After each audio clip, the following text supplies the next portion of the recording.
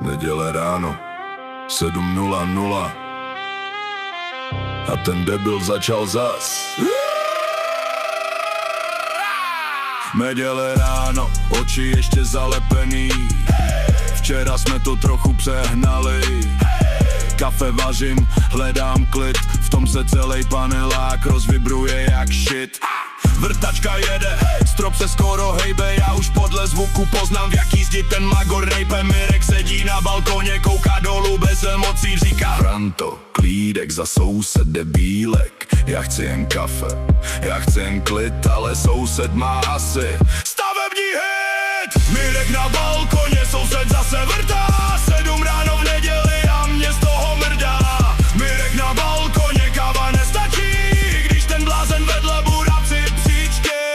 Hej, vrtej si v pondělí, hej, nebo v úterý, ale proč kurva v neděli? Celý panelák už ví, že zase něco kutí. Za 3 roky proti němu založili hnutí. Paní z 5. volá správce, děda z 2. nadává. Mirek jenom zobne rohlík a s nikým se nehádá.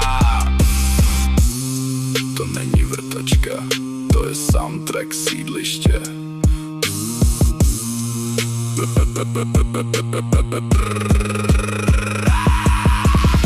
Mirek na balkoně, soused zase vrtá, 7 ráno v neděli a nikdo to už nedává. Mirek na balkoně, káva nestačí, jestli začne sekat beton, tak se odstěhuju radši. Hej, vrtej si v pondělí, hej, nebo v úterý, ale proč kurva v neděli?